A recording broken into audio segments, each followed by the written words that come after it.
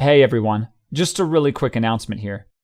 Due to some bugs in YouTube's subscriber system, for example, people being automatically unsubscribed or not seeing notifications on time or in some cases at all about uploads from their subscriptions, I figured it was about time to set up a page to allow people to sign up for separate notifications about uploads of chapters of Background Pony. So you can go ahead and do that if you're at all concerned or if you just would find that convenient. You can go to needyreads.firebaseapp.com. The link is down in the description, and you can put in your email address or like your Twitter handle. There's another couple of options. Anyhow, it's fairly self-explanatory. So I'm going to go ahead and get out of the way here.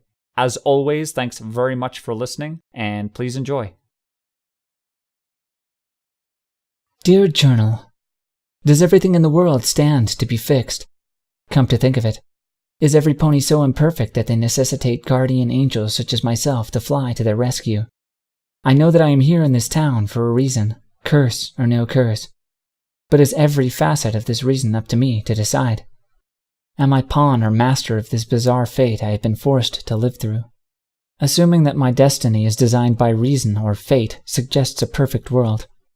What, then, needs to be fixed in a world that is perfect?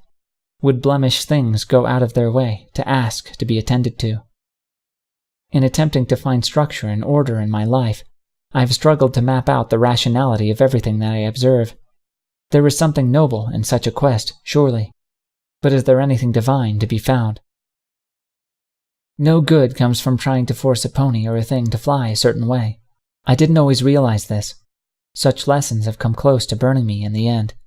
Luckily, I've come out of such endeavors with my limbs and mane intact. I could only wish the same about my sanity. Sometimes the most beautiful, most serene, most perfect things in life perform their dance in a drunken fashion. It may look funny from the outside, but then one realizes the entire world is like a ship rocking on choppy seas. You can only get an even hoofing by floundering all over the place. Chaos and unpredictability are the most difficult dance moves of all, but once I had tasted of those charmingly unique steps, I noticed it difficult to waltz in any other fashion. And why would I try to? It's like the sound of one hoof clopping, or the image of some pony's face long before their parents ever foaled. Or, well, how about I just get to the point? 5 days after my curse began, I was a smelly, sweating mess. At least, that's what I imagined. I didn't want to be around other ponies long enough to see their disgusted expressions, and run the risk of finding out just how far I had fallen. Besides, every time I witnessed those citizens drawing blanks, and felt the cold of the curse kicking in, a little part of me died away. It was the same little part of me that I was attempting to salvage ever since the day a kindly stallion talked me down from the edge of Ponyville's town hall building. With great courage, I explored my new life of imprisonment. All I had to my name was my golden lyre and a threadbare saddlebag of pointless things. I carried several bits with me, of course, but almost all of them had disappeared in my first floundering attempts to buy food at restaurants or rent rooms at hotels, only to have amnesiac waiters and bellhops kick me out of such establishments in confused anger. So it was then that I resorted to walking the streets of Ponyville alone, wandering aimlessly, lacking sleep and food and sanity. I tried to meditate on the stallion's words, tried to construct a beacon of hope to follow in my mind. I was marching after the trailing fumes of a mad pony's lunatic dreams, and yet it was hardly enough to fill my stomach. That's how I found myself rummaging through a trash can in the middle of the park just northeast of Ponyville. I bit my lip as I fumbled through the shameful task, wondering how I'd come to such a point of ugly desperation so fast. Regardless, I had to press on. I had to find nourishment. I had to live another day in that cold and forgetful world. And after that? Then what? What was I aiming for? What was my goal in this nightmarish void of a town where I couldn't afford food, room, friends, or a future? I couldn't think. I couldn't sleep. I couldn't smile. I couldn't— "Nope," she said, her pink hooves digging through the side of the trash can. "I'm not seeing it either." I muttered at the thought. Then I realized that the voice didn't belong to my thoughts. It was too chirpy. Blinking, I glanced up, only to have a pair of blue eyes brightly engulfing my emaciated reflection. "Why would you toss it into the trash to begin with, silly?" My eyes twitched. I felt part of my face convulsing as I ran a hoof through my frazzled mane. I gulped. I looked at the trash can, at my hooves, then back at the pink stranger who was leaning up against the container out of nowhere. She giggled with a snort. You look like a pony who needs help finding your voice. My voice? How could you lose your voice in the trash anyways? She took a deep breath and shoved her fuzzy head neck deep into the receptacle. Her voice echoed. I usually keep mine in my throat, unless I'm singing, in which case I like it in other ponies' ears. Hey, you didn't lose an ear, did you? I hear some ponies like to carry ears around. Ears of corn, that is. Say! She stuck her head up. Banana peel and a soiled diaper formed a tiara atop her cranium. Is that why you don't talk? You're always yelling at the crows so you can shoo them away from the cornrows on your farm? Who said I couldn't talk? Well, now I'm confused. Her face scrunched up as she tilted her head and thought. The garbage collected on her cranium fell sloppily to the park's path as she scratched her chin. What pony in her good mind would want crows to eat up all her corn? Oh! She smiled wide. You're looking for a scarecrow, of course. But... She squinted down at the garbage can. How could you fit a scarecrow in there? Maybe you cut him into tiny pieces, turned him into scareflies? I think I need to be going. I winced and started to backtrot away. Hey! She reached a hoof out and held me in place. Hey, don't be ashamed. You're not the only pony who likes to hide stuff all around in case of emergency. She dashed towards the nearby tree and reached into a crook of branches. Take me, for example. She dashed back my way. Here, have a beach ball. I gasped as I found myself grasping a rubber sphere in my starving hooves. What's this? Ponies used to think I was weird for leaving balls all around town. When I first met Rainbow Dash, I told her that before I got smart about it, I'd just carry them around in my mouth. Then she started laughing at me for some reason. Considering how many must have bounced off her face as such a sporty pony, you'd think Dashy could relate. Hey, I know you. You do? I shuddered. Memories of arranging a surprise party for Twilight flashed through my head. Even colder memories of being the only pony to remember that arrangement practically killed me. I had seen these blue eyes before. The look of joy in this pony's face was cold like an iceberg, dragging me down into the horrific depths of yesterday. Never mind. I really need to get going. You can have this trash can. Me in a trash can? Blech! Pinkie Pie made a face. What kind of party would that be? I gave her a double take. I had been cold, hungry, and delirious. Suddenly, a spark of curiosity caught flame. Party. Do you remember? Of course I remember how to party. The day I got my cutie mark, I told myself, Pinkie Pie, from here on out, you're going to do 2 things every morning, visit the outhouse, and then throw parties. Needless to say, my family and I had to shampoo the carpet for a few years, so you can guess what my career choice was. No, I mean, do you remember me? I asked. From the other day, just before the summer sun celebration. Pinkie Pie giggled and rolled her eyes. Girl, don't be silly. It's a celebration. I talked to all sorts of ponies before and after, 'cause I'm setting up so much stuff. Forgive me if I forgot your name. But, no, wait. Let me guess. Pinkie Pie scrunched her face up dramatically and thought. Minty? No. Sudsy, on account of how shiny your mane is? No? Gato? No. It doesn't sound like you've ever been to Merdrid. I cleared my throat and muttered, It's Lyra. Heartstrings? She added. My breath left me. I gazed at her with quivering eyes. Why, yes.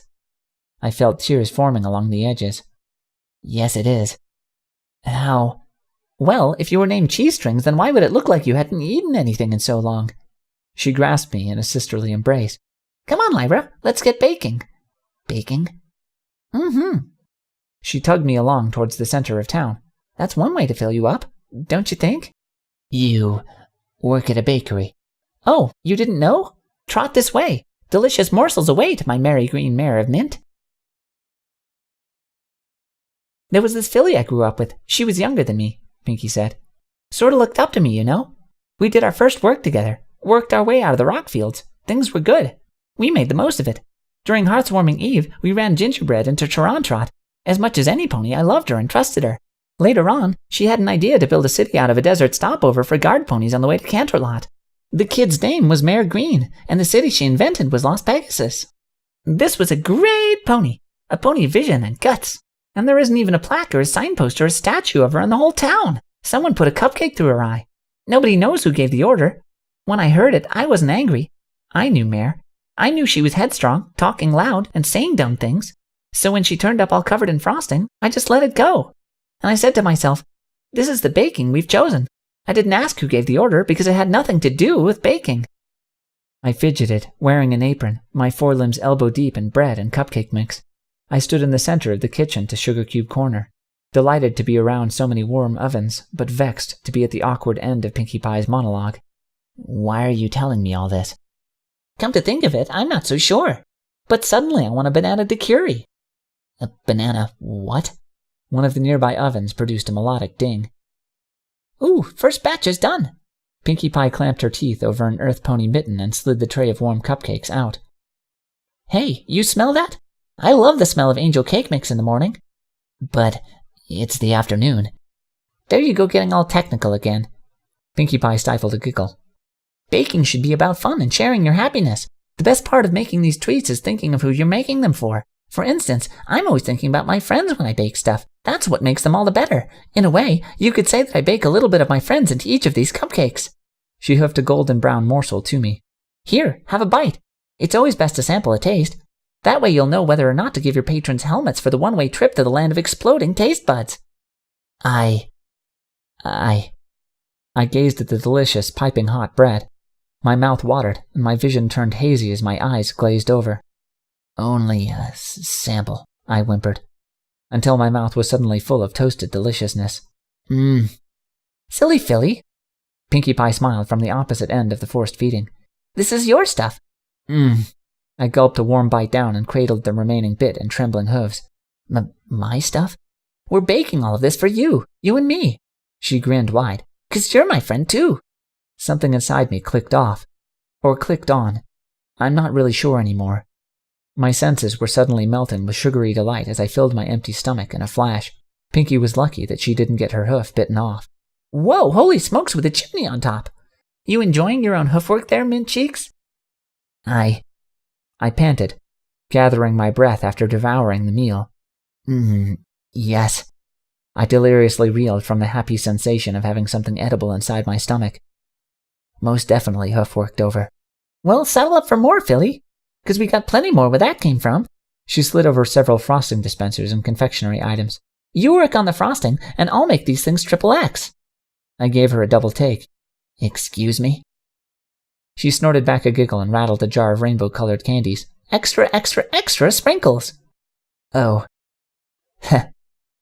I gave a hollow laugh and worked diligently on what was bound to be a horribly self-indulgent meal. But of course.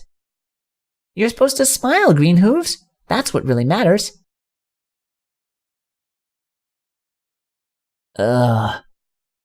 I sat, hunched over on a bench along the far side of Sugar Cube Corner. Got a tummy ache? Pinkie Pie asked. I smiled drunkenly into the spinning corners of the room. In the best way. I felt a frosting-flavored belch rising up to my throat and covered my mouth at the last second. Through thin eyes, I gazed across the table at Pinkie. I never thought I could down that many cupcakes. You dainty thing, you. How in Celestia's green earth could you have possibly swallowed 10 more than I did? Grandma always told me that I had the stomach of a hydra, because it was big enough to support 4 mouths worth of meals. You don't say. I smiled thinly. Your grandmother sounds like a pretty witty mare. Yeah. Sadly, dear old Granny Pie kicked the bucket. I gave her a look of pity. Oh, I'm sorry to hear that, Pinkie Pie. Was it old age? No, a wall fell on her. Oh. I blinked, fidgeted, and gazed around the place. That's... Hey! Pinkie Pie bounced up from her end of the table and grinned at me. Want to see a stallion go limp? I blinked at her. I beg your pardon? And then I slapped him with my bare wings, Thunderlane said proudly. Cloud Chaser and Flitter stood next to him, giggling and cheering. The sunset bathed them in a bright crimson as the afternoon came to a glittering end. Wow, that's spectacular, Flitter said, cooing. He had it coming too, Cloud Chaser added with a sultry wink. Yeah, well, Thunderlane scratched a hoof across his muscular chest and smirked. He shouldn't have been shoving his beak into our flying team's business. You know, some ponies say that griffins are just naturally rare. Truth is, they don't breed enough to have a proper gene pool. I mean, how can they? The only thing tinier than their brains is the size of their... Quick! I dashed up to him, wide-eyed. I shivered partially from the cold, partially from what I was about to do. We need your heroics, Thunderlane. And you are? Flitter gave me a scathing look. Thunderlane marched between me and the two fillies he was with. Shh! You heard her! Looks like some pony needs me to kick some flank again. He cleared his throat and stood, showing off his wing muscles before the two girls. What seems to be the trouble, miss? Some pony spotted a squadron of changelings flying in from the west. Changelings? Thunderlane made a face while Cloudchaser and Flitter murmured in surprise. Why, they're almost as bad as griffins! He blinked. Come quick. I gestured with my hoof and trotted westward. We need your expert Hawkeye Pegasus vision. Absolutely. We can't have changelings invading Ponyville and... He squinted over his shoulder. Just doing whatever changelings do. Cloudchaser and Flitter shrugged. Hurry, there's no time. Thunderlane marched after me. I led him to a conspicuously empty spot in the center of the town courtyard. Where are they? I don't see anything. We have to know how many we're dealing with. I pointed. But... Thunderlane winced and squinted his eyes. The sun's setting over there. It's hard to see anything. Just stand right here. I pointed towards a dark spot on the concrete. But keep your eyes on the sky. Cloudchaser gulped, her eyes locked on the spot where I was directing him. Thunderlane? Her sister stifled a snicker. He grunted. Gazing up, he walked blindly onto a wet circle of liquid adhesive. His hooves came to a squishy stop. His eyes narrowed bravely towards the burning west horizon.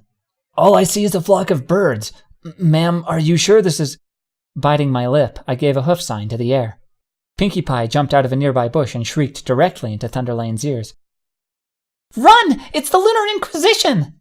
Gah! Thunderlane went wide-eyed. His wings flapped like a frightened chicken's. As soon as he lifted up, the adhesive sticking to his hoofs bounced like rubber bands and yanked him harshly back to the ground. Ugh! He grunted, his entire side now plastered to the courtyard. Ugh! Cloudchaser and Flitter had transformed into a collapsing pile of giggles and shrieks. Pinkie Pie snorted and fell back, kicking at the air as hysterics took over. As for myself, I sat there, slumped on my haunches, with a hoof planted over my gasping mouth. After a while, the horrors of my past few days faded away, and I was thrown deliciously into a sea of hyperventilation and laughter. Thunderlane, naturally, was hardly amused. He thrashed and fought, struggling to peel himself from the layer of translucent glue. Just wait till I get my hooves on you! Oh, cheer up, Mohawk! Pinkie Pie wiped the tears from her smiling face. Like we really interrupted anything with you three. One way or another you were going to end up sticky tonight. That's it, come here! Thunderlane lunged with a growling pair of teeth. Feathers flew from his wings as he managed to get within biting distance of us. Gah! I fell back, into Pinkie Pie's forelimbs. Time to split like a diamond dog's behind, Mincicle! Pinkie Pie yanked me along with her as we collectively scampered to the edge of town, baptized in Thunderlane's curses and the giggles of a pair of rosy-cheeked mares. I laughed, almost tripping over a random tree root jutting across the forested path. That was just the half of it! Pinkie Pie bounced happily alongside me in the settling twilight of the day. Then he tried to make me feel bad by saying, I bet the reason you never condition your mane is because no stallion wants to get close enough to smell it. And then Rainbow Dash said, the real reason they call you Thunderlane is because of what happens after you eat too many chimichangas.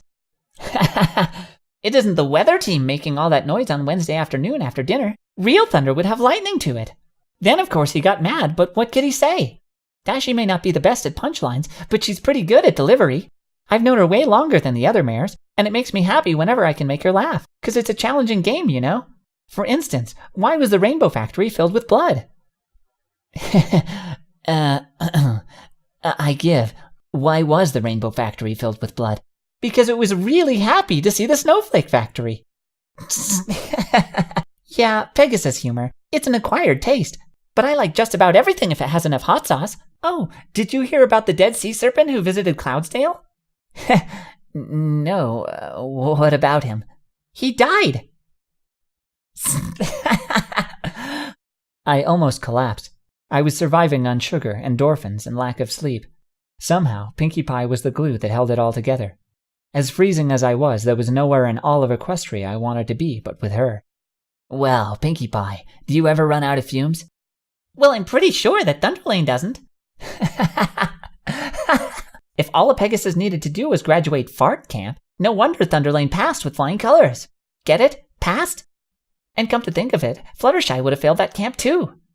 Pinkie Pie scratched her chin and thought. Makes you wonder if there's an alternate world out there, a dimension not only of sight and sound, but of pure methane. I gazed up, my cheeks sore from smiling. Say, it's getting pretty dark, isn't it? Ew, I hate the dark. Dark never writes home to Mama. She grinned mischievously and grabbed me by the saddlebag. Let's do something about dark, shall we? Like what? I gasped as I was yanked off towards the park, where we met several hours earlier. The next firework flew high into the air, scraped the starry sky, and then exploded overhead in a dazzling array of bright, sparkling colors. I gasped in delight from where I sat at the center of the field. Pinkie Pie, meanwhile, was jumping for joy and pumping a forelimb into the air. Booyah! Take that, you dark, gigantic, expansive, philosophical ennui and loathing! She grinned at me like a wild horse while her teeth lit up with reflected, strobing reds, yellows, and blues. I don't care what Twilight says about nature. That old stallion was full of it. As far as I'm concerned, the longer you stare into the abyss, the harder it gets not to giggle. I smiled and hoofed her another firework. I imagine you're a lot deeper than ponies give you credit for, Pinkie. And I love deep dish pies, especially pumpkin. I wish it was fall already so I could add candy corn as sprinkles. What do you think? I think you're high. You know what else is high? Pinkie Pie gave me a pyromaniacal smirk and lit the fireworks fuse. All these explosions! The rocket twirled skyward, banked a little to the north, and then died in a flowery burst of bright golds and yellows. I let myself fall back into the grass and basked in the darting streams of light and flame above me. The world was suddenly warm and delightful again. This was because all my fears had melted away. I hugged myself and squirmed deeper into the grass, delighting in the touch and texture of everything. Why had I let despair consume me so swiftly after just a couple of days? I should have known better. If only I had been patient, calm, and serene. This situation would have passed much more smoothly. Of course this curse was only a passing thing. What else could it have been? The only permanent thing in this world was death, but Pinkie Pie showed me that I was far from dead. It's funny, I said. Pinkie Pie giggled. You're gonna have to be a little bit more specific than that, Mint Mare. I rolled over and smiled at her in the glow of another bursting firework. I was so certain that no pony would remember me. Everything that happened after I met Nightmare Moon was so bleak and frightening. It's kind of scary to think how easily I could have given in to hopelessness. But today, Pinkie Pie, today was one of the best days I've ever had. I owe it to you for showing me that not all is lost. Really? Pinkie Pie grinned as she lit another firework. You owe it all to me? Yes. Thank you so much for bringing me back to my senses. I hugged myself tighter and closed my eyes with a contented smile. I can already see my mom and dad now. They must be worried sick about me. I should buy a ticket for the first train to Canterlot in the morning. Well, I'm glad you had a really good day, Pinkie Pie's voice said over the hissing of a lit fuse. I wish I could have spent it with you. But you did, and I couldn't be happier. I swear, it's like I can't stop smiling. Well, that's great. I like making ponies smile, especially ones I've just met. I felt my heart sinking. Something wasn't right. My eyes fluttered open while my brow furrowed in horrid suspicion. Slowly I sat up, utterly ignoring the bright bursts of color above us. Wait a second. What exactly do you mean by only just met? You seem like a swell pony to hang out with, Mintstain. My lips hung open. I blinked several times, and lisped forth. Lyra. I gulped, and then repeated. My name is Lyra. Heartstrings? I slowly nodded, squinting. Yeah. Really? My second guess was cheese strings, but then I thought that couldn't be your name because you look like you haven't eaten in forever. But I did. We did. I gulped, the shivers doubling, then tripling with each bursting second like the fireworks above us. We baked cupcakes together, remember? Cupcakes. Pinkie Pie practically drooled. I could so go for some of those right now with extra sprinkles. Her blue eyes lit up as yet another passing thought bulleted through her brain. Hey, did you ever hear the story about Mayor Green? Wait, you... I shook my head and stood up. My breath was coming out in fervent little pants. You mean to tell me that you don't remember? Remember who? Mayor Green? Hey, what happens in Las Pegasus stays in Las Pegasus, but I'd never forget an old friend. Where else would I stick a cupcake in my eye? No, I meant us, you and me. Don't you remember the cupcakes? Or pranking Thunderlane? Or our walk through the forest? Or coming here? Hey, fireworks shows are always meant to be enjoyed in company. Pinkie Pie beamed as she fired another one off. I'm sure as sugar happy you came along, or else I'd feel awfully silly blowing up the night sky on my lonesome. She cooed at a burst of rainbow colors high above. Ooh, flowery. This. I seethed and ran a hoof over my head before practically pulling my mane out by its roots. My body quivered upon the breaking point. Finally, I squeaked. I gotta go. Huh? Pinkie Pie flashed me a surprised glance. But you just got here!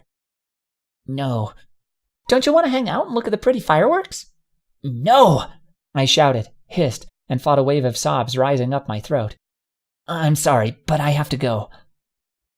Don't be such a spoily sporty pants, Minty. It's Lyra, I answered, practically whimpering. Heartstrings? She remarked, and I realized she was merely looking at my cutie mark. She smiled as timelessly as ever. 'Cause if you were named Cheese Strings, then why would it look like you hadn't had anything to eat and... Hey, where are you going? I was running away, galloping. I flew straight into the forest, blind and numb. The world was a labyrinth of shadows and invisible frost all around me. In every blink, I saw the dark stare of Nightmare Moon. I saw bright pony gazes looking through me. I saw the faces of Mom and Dad fading away. I flailed with a sobbing voice in a desperate attempt to pull them back. I couldn't believe how stupid I had been. Of all of the ponies of Ponyville that could have befriended me that day, it was the village's narrow-minded jester. I wanted to scream. I wanted to break something. I wanted to roll over in the dirt and die. It so happens that I did none of those things. My panicked sprint through the forest had exhausted me. I found what I felt was an inconspicuous place and collapsed there, warmed by my tears. When morning came, I discovered I was inside an abandoned barn. My loneliness would have consumed me, had a local farm filly not trotted by to discover the sound of my voice, changing my life forever. Several weeks had passed since that first meeting with Pinkie Pie, and I now had more than just a saddlebag to my name. Desperate afternoons of playing my lyre in the middle of town had proven fruitful. In spite of my curse, I had been able to earn many bits. Many bits meant plentiful food, good hygiene, and a decent shelter. Though it was a flimsy thing, I was thankful nonetheless for the tent I had pitched outside the abandoned barn on the north edge of town. I had plans for something far more permanent, of course, but I needed to take things one hoofstep at a time. I had just recently discovered the meaning behind the music that was stuck in my head every morning. It turned out that Princess Luna, the same soul that Nightmare Moon had been anchored to, had transcribed pieces of ancient music, and somehow my mind had stumbled upon a nearly forgotten instrumental called The Prelude to Shadows. When I had finally written the notes down and performed the piece in full, there was an unexpected psychological effect. The lights all around me had become magnified, and my spirit was assailed with a great feeling of paranoia and anxiety. I almost wished I had a way to log all of the sensations I was feeling, but I was too busy being confronted with something else just as startling. It would seem that just after the Prelude to Shadows had been performed, a new tune had taken its place. I was as frightened as I was mystified, and suddenly my imprisonment in that town took on a new meaning. It had been over a month since I became trapped in Ponyville, and I was just starting to get used to my situation. This wasn't a time to let myself become frightened. I had to keep my cool. I still had hopes of seeing my family again, and for all I knew, these mysterious instrumentals could have been the key to unlocking something tremendous. "One thing at a time," I murmured. It was a relatively mundane phrase, but a helpful one nonetheless. Adjusting the collar of my hoodie, I got up from my sleeping bag, slipped my saddlebag on, turned around, and zipped open the door flap to my tent. A baby alligator flew straight into my face. I collapsed into the dirt outside, wrestling furiously with the puny reptile. As I rolled several times over in the soil, I heard a pitter-patter of galloping hooves rushing towards me. No, bad Gummy! Get off the mare! Get off the mare! I felt a pair of forelimbs tugging at the alligator's scaly hide. With an obnoxious popping sound, the thing was removed from my cranium. I spat from where I sat on the ground. With the sigh, I pulled my mane out from my eyes and glared up at the bright shape before me. "Seriously, Pinkie, will you put a leash on that thing already?" Hey, it's not his fault. I thought I could teach him hang gliding. But as soon as I tossed him to the winds, I realized I'd forgotten the glider, as well as the hangers. Did you search the gallows? I asked. Huh? Gallows? I sighed. Never mind. I still think he could use a leash. Silly filly, how could a reptile hang glide with a leash? She smiled and cuddled the wall-eyed gator to her bright cheeks. Good morning, by the way. Sorry about the whole alligator in the face thing. I sighed and slowly stood up, dusting myself off. I didn't know what I was angry about more. The fact that this was the 10th time such a thing had happened, or the fact that I still wasn't prepared for it. In a lot of ways, this curse had forced me to take the repetition of maniacal ponies like Pinkie for granted. Just try to be more careful, Pinkie, I grumbled. There are more ponies in this town than you think, and tossing an alligator around randomly is likely to get more than just Gummy in trouble. Yeah, well, I figure once he grows his teeth out, I'll try tossing ponies at him for a change. She paused, blinked, and then glanced at me. Hey, how come you know my name anyhow? I've never met you before. I sighed and tried explaining. It's because Pinkie Pie reminded me that there was no need to explain things with her. 'Cause you seem like a pony who's worth knowing. I look at you and I instantly want to have mint sherbet. Sherbet. I have to go, Pinkie, I groaned. I zipped my tent shut from the outside and tightened the saddlebag around me. There's this new song I'm composing, and I need to visit the town library for some help with. How come you live in a tent? 'Cause if the tent lived inside me, I'd need a zipper for my mouth, don't you think? I knew that would make her giggle, and I hoped it was enough to keep her occupied as I made a hasty retreat. This morning, however, she paused halfway through rolling in the dirt with her laughter. Hey, the library! That reminds me I'm baking muffins for Twilight. I could use a helping hoof. I shuddered. I tried each and every day to forget about the first time I took her up on her offer to bake anything. It had been several weeks since our day together, and already I was trying to become a stronger pony, a better pony. Pinkie's presence only served to remind me of just how far I had yet to go. Sorry, I'm a little busy. Too busy for blueberry muffins? Why, we can't have that, Miss Lyra, I muttered. I immediately wished I hadn't. Let me guess, heartstrings? 'Cause if your name was, and I don't like cheese, I added with a frown, almost as much as I hate. I blinked, then squinted. Now what are you doing? She was balanced on one hoof, her head utterly inverted. Has any pony ever told you that if they look at your cutie mark upside down, it looks like a tiny cartoon ghost from an arcade game? It does not, I barked. I blinked. I gazed curiously back at my flank. Anywho, Pinkie Pie was suddenly bouncing past me with a small green reptile biting down on her flailing tail. If you don't want to bake, then I can't force you. Non-consensual muffin making is the worst kind of muffin making. I should know. Mrs. Cake forces me to listen to Tori Hamos all the time. I was blinking, reeling from the exuberant randomness echoing in both of my ears. Next time I toss Gummy around, I'll make sure he grows wings first, or at least webbed toes. Pinkie, wait. I reached a hoof towards her. I winced from what I was about to do. The day that lay before me was dissolving with each successive blink of contemplation, threatening to lose whatever musical progress I had long planned on making. The fact was, I had become intensely curious about Pinkie all of a sudden. I'm not entirely sure what had impacted me. Maybe it was the delicious lengths to which her smiling cheeks stretched. Maybe it was the twinkle in her eyes that never went away, no matter how gloomy those days could stand being so many times in a row. Whatever the case, the music in my head seemed a great deal less obtainable. And there Pinkie Pie was. She was very real, standing within hoof's length, grinning at me, smelling of balloons and cake batter. My life had become a strange prison, framed by accidents and abridged by happenstance. There, bouncing in front of me, I had what could only be an opportunity to seize every bitter inch of my predicament and sum it all up with a smile, even if I had to steal that smile. I've changed my mind, my vocal cords eventually forced through. I would love to do some baking with you. Really? Somehow, in the span of 2 seconds, she had blurred back to smile point blank in my face. You mean it? Yeah, I gulped. Why not? But let's get to it before I change my mind again. What's the hurry? I haven't even begun my morning rounds through town. Morning rounds. Oh, come on. She giggled and motioned me to follow her down the path. Who doesn't enjoy a walk in the sun? Hop along, Spyra. Lyra. Whatever. Move your flank, green spleen. Then, after insulting the way I bake lemon cakes, he asked me if I wanted to go to Nuzzler's Lane atop the hill overlooking Ponyville. Pinkie Pie made a face as she led me through the busy heart of town. I mean, really? Could you imagine the mendacity of a stallion like that? I think the word you're looking for is audacity, I said. And so what if he didn't like one thing you baked? Perhaps you should have given him a second chance, Pinkie. Believe it or not, food isn't always the way to a stallion's stomach. Whatever. Pinkie Pie smiled at me mid-trot.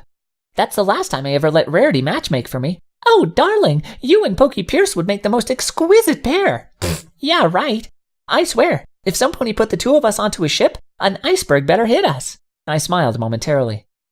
Well, I'm glad you respect yourself enough to at least admit such. Unlike what popular culture wants us to think, we mares are not all bound to be hopeless romantics. I nearly ran into a tulip being held right out in front of me. "Good morning to you, Angel," said a charming voice, attached to a charming face, framed with soft blue eyes, a sapphiric mane, and a handsome smile. I blinked. I plucked the tulip from his grasp and stirred where I stood. The stranger smiled, gave a bow, and trotted off towards a gardening wagon. What's his deal? Pinkie Pie said, with a blank expression. I glanced at him, at the tulip, then cleared my throat. I felt my cheeks burning as I tossed the flower away while no pony was looking. I have no idea. We both marched ahead, during which I rediscovered the strength to speak to her evenly. Tell me, Pinkie. Does it bother you that I'm a stranger? No more than it would bother me than if you were a manticore. Isn't that kind of a dangerous philosophy to live by? But who really lives by philosophies? She hummed pleasantly as her bouncing trot led us into the town square. At least with baking you know you can feed some pony. She turned and waved at a bearded stallion. Hey Ace, how's the tennis elbow? I continued.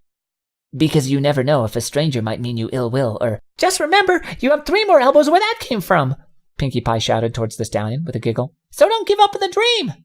His voice chuckled in the distance. Pinkie. I frowned. Are you listening to a word I'm... Hey Shirley, how are the students blooming? Like an onion, I take it. A passing mare smiled at us. Just as delightfully as ever, Miss Pie. Good. Let me know when you're enrolling for kindergarten again. I could sure use some nap time right about now. Pinkie Pie smiled my way. Shirley is best pony, don't you agree? Do you ever juggle less than 3 conversations at a given time? I asked her. Whoops. She smiled nervously. Sorry, Lyra. And what are you sorry about? I see a pony who's not smiling and I just dive right in, you know? She waved once more towards the random crowd. Hey, Sethostotes, did that showmare from Winnipeg ever write you back? A passing yellow stallion glanced over and blushed. Who? What? He crashed smack dab into an apple cart. Ouch! Dang it! Pinkie winked at me and whispered, That one gets distracted too easily. He's not the only one. I stared firmly into her eyes. Don't you think that life is just too fragile and important to take everything in levity? What if something bad happens, and the last thing ponies want to do is smile? What do you do then? Are you even prepared for that, Pinkie? Is this a lecture? Pinkie Pie snickered. Mr. Cake is giving me those all the time. Or at least, I think he is. It's hard to tell when he's serious or not. Have you ever seen that neck of his? I swear, he's 1/3 giraffe. I just think that, at your age, with the part you play in Ponyville's social structure, you could stand to be a little more... Because giraffes used to live all over Equestria before Chancellor Puddinghat's pilgrimage to the Central Valley. Disease is a bad thing, isn't it? Whatever, though, so long as they're happy with their casinos today. Pinkie, would it kill you to pay some attention? Not half as much as it would, give birth to you to stop being so serious. She snorted, then grinned at me. Seriously, Leela, you're starting to sound like a robot butterfly. She hoofed me a golden tulip. Here, you dropped this. I did a double take, being awkwardly reacquainted with a gentle coltish gesture. I felt my cheeks burning once again as I stopped dead in my tracks. How? Where? Don't get too far behind, Pinkie Pie shouted from up ahead, where she was bouncing towards the entrance to Sugar Cube Corner. I know this isn't the running of the Lyra, but we've got muffins to get to. Hurry up. She bumped into a winged figure. Whoops! Sorry about that. Muffin emergency. A copper Pegasus grunted as she trotted past us. Friggin' earth ponies, I swear to Entropa. I placed the tulip behind my ear and trotted for the bakery. Suddenly, I skidded to a stop. On a jolting heartbeat, I spun and glanced behind me. The Pegasus had done the same, her amber eyes squinting at me from beneath a jet-black mane. For a few seconds, we were absorbed in each other's gazes. With a mutual shrug, we parted ways. Well, I adjusted my hoodie and marched into Sugar Cube Corner under a wave of cold. Can't get any more awkward than that. And that's how I learned what poo-poo platter really means, Pinkie Pie said, giggling over bowls of muffin mix in the middle of Sugar Cube Corner's kitchen. Woo! I'll tell you what, after that banquet, Princess Celestia almost decided to host the Summer Sun celebration in Manhattan instead. I still don't know how Her Majesty manages to brush her teeth so well since. I sighed long and hard, trying to hold my luncheon as I prepared the blueberries. Well, you learn something new every day. I gulped and fought the urge to retch. Most ponies, at least. Hey, not everything's black and white. What's that supposed to mean, Miss Pie? I don't know. Something about Petromolinae, I'm willing to bet. Every time I think you've almost made sense, you've only lost me more and more. That's what makes you the perfect straight mare. The perfect straight what? You know, like Stallion and Ollie, Lewis and Merton, Abbott and Costello. She winked at me while she stirred the bowl of mix. One of us is goofy and the other one is straight-faced. It'll make tons of ponies laugh when we hoof out these muffins. We'll be the next big hit. Sooner than you know it, they'll call us Heartflank and Sweets. Somehow I think that's already taken, I muttered. Come on, cheer up. As much as I want other ponies to giggle, I just hope to find a way to make you smile too, Miss... For once, her speech trailed off, and her mouth hung open upon the precipice of confusion. I glanced up at her. I stood straight. What? What is it? She bit her lip, blushing. I'm told I draw a blank a lot. I'm just not used to feeling it when it happens. You don't know my name, do you? I asked, leaning forward eagerly. You've forgotten me, just now. Well, I came here to bake muffins, and you... Freeze! I bellowed. Several dozen blueberries fell to the tile floor as I leaned forward through the cold and grasped her shoulders. Stop right there. Think hard, Miss Pie. I'm trying to remember your... Don't try, I exclaimed. I gulped and asked in a gentle voice. I just need you to describe it. Describe what? I bit my lip and murmured. What are you feeling right now? What is the curse doing to you? Curse? Doesn't it strike you as weird that you're standing in the presence of a pony you don't recall ever having met before? I asked her, searching her eyes for the meaning to something that had been troubling me for several restless nights in a row. Do you get the feeling that although my face and voice are utterly new to your mind, I'm somehow familiar? I've somehow spoken to you before, or is it all a total blur? I feel... Please, I whispered, my voice wavering painfully. I gazed at her even harder. This is very important to me. I just need to know what's happening to you. I need to know why things are the way they are. Pinkie Pie's eyes thinned as she breathlessly searched the lengths of the ceiling, like an introspective pony might search the cavernous lengths of her anxious soul. I feel like... Yes? I breathed. Pinkie Pie blinked, then smiled wide. I feel like adding pistachios. My ears drooped immediately. Pistachios, I droned. Yupperoonie! She bounced past me and grabbed a jar of nuts from a high shelf. Blueberries! Ha! Only bored caterers use fruits and fruits alone in a recipe. Ponyville is a gritty farming town. I need to toss something crunchy into the mix. Besides, what are the odds of any pony being allergic to Miss Pie? I almost snarled at her. I blocked her return path to the baking counter. Who am I? Really pretty, she winked. I like your mane, Mintalicious. She brushed past me while opening the jar with her teeth.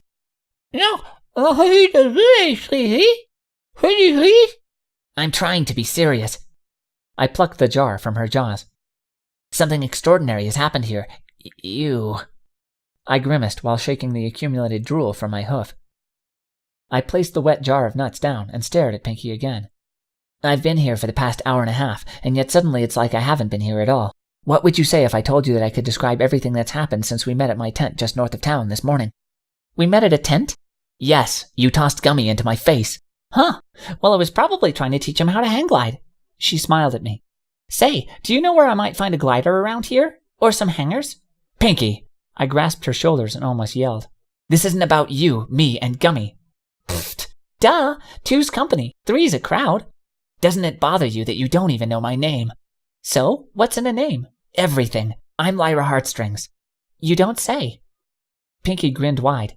'Cause if your name was... I swear if you so much as mention cheese again, I'm going to... You're a pony who looks like she could learn a thing or two about baking muffins, Pinkie giggled. Isn't that enough? No, I barked. It's not enough. We're defined as much by who we are as the things we do.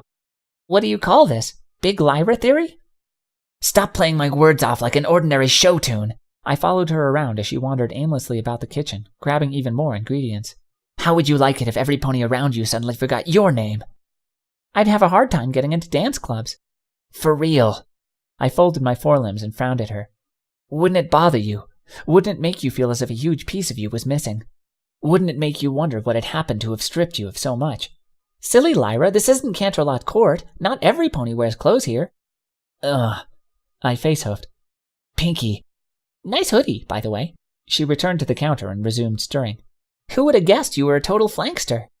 You would have guessed nothing, I said. You know nothing about me. You're smart, well-read, have a thing for music, and like to lecture a lot. I paused, blinking. Pinkie Pie giggled. Oh, please, Mother Nature doesn't give us cutie marks at random. That's like playing dice with the universe. Didn't Einstein say something about that? You think that's all you need to get to know a pony? I asked in a monotone voice. I gestured towards my flank. You see a cutie mark and guess that I'm a musician, and somehow that's enough to go by. Well, that golden harp wouldn't mean you study anthropology, would it? Ugh, Pinkie. I guess so long as you update on a regular basis, no pony can tell the difference. At least humor me with this, I said, gesturing for emphasis. Say your name out loud and tell me that it doesn't do something to your spirit just to hear it. What? My full name? Yes. Pinkie Pie gazed at the ceiling, tonguing the inside of her mouth. Pinkamena Diane Pie. She paused, her eyes narrowing. Then she shook her head. Nah, just as boring as ever. I blinked crookedly at her. Yes? Something wrong? No, it's just that... I pointed, lingered, then sighed. Forget it. I slumped lethargically against the counter. I don't know why I bother. Cheer up, girl. I don't understand what all the stress is about. So what's in a name? My parents almost named me Surprise. That would have been kind of cool, 'cause then, every time I threw a surprise party, I'd always be celebrating myself just a teensy bit as well. But then I realized, I do that anyways. So what's it matter what a pony's called in the long run? At least Poo Poo Platter has an important name, right? Well, not as much as the smell. Hey, let's finish this up. Why be wasting when you can be baking, huh? Pistachios? Fluttershy smiled and gazed over the counter at us. Why, Pinkie, this is absolutely delicious. I'm tempted to bring some home so that my little squirrelies could have a bite. Would you terribly mind if I did that? Hey, these muffins didn't become free by following Winnie Wallace's charge across Hastings Bridge, Pinkie Pie exclaimed. Take as many as you like. Go forth and spread the good word of blueberries and pistachios in every forest, and if a squirrel turns you away, dust off your horseshoes and go right to the next cluster of trees. I swear, I muttered into my hoof as I sat slumped against our side of the front counter. Do you even hear yourself sometimes? You! Last time I put my mouth up to a microphone, the only good thing that came out of it was saliva. She waved at Fluttershy as she marched off, becoming one with a colorful cloud of munching ponies across the warm space of Sugar Cube Corner. Singing is only pretty when it's natural, so I never planned to do it. You never planned to do a lot of things, I'm thinking. Fluttershy's different. That Pegasus who was here just now? Pinkie Pie pointed at the yellow blur in my peripheral vision. I swear, she could totally lead a chorus. And it's funny, because a lot of my friends say we've got the same voice. I don't hear it myself. Do you hear it? Ahem. Do, re, mi, fa. I planted a hoof over her mouth, silencing her as I sat up with a glare. I've heard enough, Pinkie Pie. You're a sweet, amusing, delightful mare, but I can't help but feel as if you're hopeless. She remarked. I removed my hoof. She shook her face, flexed her lips, and uttered, I don't know about you, but I feel pretty happy. Feeling happy and being happy are two different things. Ew. She gave me a disgusted look. Since when? Since the cosmic matriarch bestowed her holy breath upon the four corners of this realm and ascended to the cosmos. What's it matter? I tossed my hooves up and stood. A pony's soul is never at ease. I mean, truly at ease, until he or she is lucid of his or her place in the natural order of all things. Is this the part where you ask me if I've read Dianetics? Pinkie Pie, don't you ever value the past or the future? I looked at her with pained eyes of concern. Just how long can you live in the present? How can you possibly eke meaning from a life that is measured by here and now? Doesn't anything hold permanence or meaning? Well, I guess I could dwell on the past, if only to find out what the word eke means, she murmured. She stroked her chin in thought as two more ponies walked up and grabbed more muffins from the counter. You see, I didn't exactly have a lot to laugh about when I was a little filly. My family built our home in a gloomy little town, built in the ravines left behind by the bone spokes of a fallen god's lifeless wings, where to laugh was a sin, and the only way to measure one's worth was to labor in dangerous mines from sun up to sun down. Pinkie, I exclaimed, my breath leaving me as I rested a gentle hoof on her shoulder. I had no idea. Did you really? She snorted and pounded the counter. Just kidding. I grew up on a rock farm. Pinkie Pie, she continued laughing. That's it. I grabbed my saddlebag and hoisted it over my flanks. I'm leaving. Aw, don't be so down in the mouth. I'm just trying to get you to grin. At this rate, you'll get me to my grave. Oh, where are my manners? Pinkie Pie stood up next to me. Of course, you're probably wanting to be paid for helping with the muffins. I'm afraid only Mr. and Mrs. Cake handle the bits around here, but maybe you'd like a parting gift. She reached behind the counter and grabbed a purple stuffed hippo. Plushie? Miss Pie, I most assuredly do not want any plushies. Not now, not ever. Right, plushies are so yesterday. Oh, she rummaged behind the counter. You seem like a clever pony. Here, have a book. She tossed a tome of a thick binding into my grasp. I briefly juggled it, then flung it open. After a few page flips, I gazed dully at her. All the pages are blank. So, start a journal. You can write, can't you? Why would I need a... I paused in mid-speech. I gazed down as I flipped through the dead pages yet again. I never cared much for diaries myself. They take forever to write. Plus, just what would I put in them anyways? Pinkie Pie cleared her throat and thickly orated. Dear Journal, do you like rhetorical questions? How about rhetorical statements? I used to write rhetorical statements a lot. Then something happened and it reminded me about something else that happened, and then I decided upon being declarative. Pinkie Pie? Fluttershy said. I glanced over to see her returning to the counter. I was wondering, she quietly spoke. Could I, possibly bother you for 2 more muffins? Angel's been really good-mannered lately, and I feel as though I should give him some positive reinforcement. Fluttershy paused, leaning over to stare at me. Why, hello. Are you a friend of Pinkie's? You don't remember me from 5 minutes ago. No. I'm sorry. Should I? I slapped the book shut and gestured at Pinkie Pie. There, you see? Who, Fluttershy? She forgot me. She'd forget her wings if they weren't attached to her sides. No offense, Fluttershy. None taken. Nice slippers you sewed for Gummy last week, by the way. He's starting to work on his dance step. Oh, really? Fluttershy's feathers puffed up as she smiled wide. I'd love to visit one of his ballet recitals. Yep, it's a world worth living in when an alligator gets in touch with his feminine side. Pinkie! You! Pinkie looked up at me. Hello, you. Hey, nice book. Oh, dear Celestia. I see it, my teeth chattering through a sudden chill. Did you forget me again, too? Pinkie Pie blinked, then smiled. Heartstrings? 'Cause if you were named Cheese Strings... Yeah, goodbye. I'd like some cheese, Fluttershy said. No pony asked you. I tripped over the counter in my hurry to leave. Looks like Gummy isn't the only one who needs to learn ballet. 2 voices began giggling, and it made me all the more furious that I suddenly couldn't tell them apart.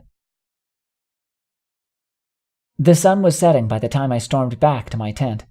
I fumbled with the zipper, cursing under my breath. When I finally opened the flap, I tossed myself in like a sack of potatoes wrapped in a stone-gray hoodie. I lay across my sleeping bag, sighing, basking in the toastiness of a dying summer day. I didn't realize I was hugging something to my chest until I felt the urge to look at it. It was the blank journal. Wasted my whole day. I swear to Celestia. I tossed the empty book towards the far end of the tent and turned over. A lock of mane hair fell over my eyes as I gazed blankly into space. I should have spent that day figuring out what this new tune was that had become stuck in my head. I should have worked on unlocking this curse, figuring out how to make a more sturdy home to live in, earning myself more bits. Anything but what I had actually spent my day doing. She isn't one of your pupils, is she, Moondancer? The world was cold and silent. Of course it was. I shivered slightly, pulling the hood over my horn and hugging my forelimbs to my chest. As my breath came out in tiny vapors, I went over the images of the day's events in my head. If I was in any other circumstance, if I was any other pony, then perhaps even a fraction of the things that Pinkie had said would have done what she wanted to accomplish. Admittedly, I felt like smiling on a few occasions, but for some reason a frigid new part of me kept that from happening. Because of that, both of us had come to an impasse. Did I really have the curse to blame for that? What was I becoming? Or better yet, what was I destined to become? I wasn't always so cold, so joyless, so devoid of any humor or levity. Was the curse a curse because I was letting it be so terrible? No. It couldn't possibly be that simple. I just needed to understand things more. I needed to get answers. If I could understand Pinkie Pie, then maybe, just maybe, I could understand everything else as well. There's nothing harder to unlock than randomness. After all, I was dying to know how a pony could live forever in the present, for I realized that I too might need to adjust to such an existence. So, groaning, I turned over and did something I would have never predicted. I lifted the blank journal into my grasp. I opened it to the first page. Then, telekinetically grabbing a pen that I had previously used only to write music down onto paper sheets, I began taking notes. These notes turned into outlines. These outlines turned into narratives. Finally, those narratives morphed into entries. Before I knew it, there was an elaborate map being made of my imprisoned life here in Ponyville. 12 months later, seated in the center of a cozy log cabin with a crackling fireplace, I was still illustrating that map. I calmly murmured aloud while dragging the quill one last time across the bottom of the page. Have you ever had a beautiful melody stuck in your head, but you don't know where it came from? That melody is me. I stopped. I dropped the quill in its inkwell and gazed at my finished entry. Good thing I'm the only pony who reads this. This rubbish would never catch on. I took a deep breath and smiled. Life was still tough, but it was manageable. I had discovered many elegies since my first frightful month of the curse. I had made a home for myself. I had planted crops to grow my own food. I had even devised a way to coax Twilight into helping me learn the latest mysteries regarding my predicament. As a matter of fact, just one day previous, she had helped me discover the name of elegy number 7.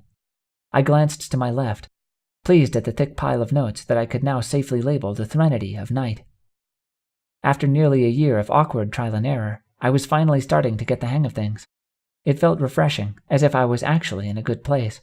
Perhaps such a sensation was what sparked the feeling of nostalgia suddenly blossoming inside me. Whatever the case, I was motivated to flip through the first few entries of my journal. I hummed to myself as I spun the pages towards the very beginning of the book. I froze immediately on the first sheet, my eyes squinting. I had several year-old notes scribbled down in hasty pen strokes. From the horribly jagged hoofwriting, I could tell just how much the cold had made me shiver 12 months ago. Among the convoluted to-do list, I saw such gems as earn more bits, tear down the barn, get access to the library's older books, and acquire musical instruments. But none of these had locked my attention so viciously in place. In the center of everything, with an angry line crossed through it not once, not twice, but 3 times, was a bold group of words. Learn to think pink. I blinked at the imperative statement. I made a face. Ew, really? My breath came out in a vaporous shudder. I gazed into the flames of the fireplace. Couldn't I just figure out how to time travel, or build an artificial rainbow instead? There are times when I am reminded of just how alone I am. I can never predict when such epiphanies take place, but they're almost always followed by an immutable silence that not even my frost-stricken breath can interrupt. The fireplace had seemingly drowned itself into the shadows of the cabin. The instruments hanging all around me faded into obscurity while the stars of the night disappeared one by one outside of my windows. I started to imagine that, with or without learning more about this mysterious threnody, I had come a long way to reach this place of tranquility and soundness of mind. It wasn't an easy road. I had struggled through many trials and tribulations of spirit over the past year. Still, I had a lot to be proud of, psychologically speaking. And yet, no matter how serene I may have become, I knew it was nothing compared to the joy that Pinkie Pie exhibited through purely natural means. What epiphanies, then, could such a bouncy earth pony be capable of experiencing herself? When she felt terribly alone, who could be there to comfort her? For that matter, who would be capable of telling exactly when and where she crossed the great divide between joy and despair? Suddenly, thinking pink no longer felt like a mission to understand myself, but to figure out yet another soul who frolicked innocently across my accursed path. How could I have ever been so possessed to cross such a note out on several occasions? Let's blame it on the alligator, I mumbled. I knew I might end up regretting it, but my mind was already making plans to do something about this. After all, I had just made another big step in uncovering the elegies. What was to stop me from helping my amnesiatic friends discover their true potential as I had so blissfully stumbled upon mine? I flipped forward through the book and graced the page right after my latest entry. With the pen, I dragged fresh new notes across the page. I smiled to myself. This would take several weeks, but I could already tell it was going to be easy. I had made my connections through town, after all, even if those connections had no recollection of me.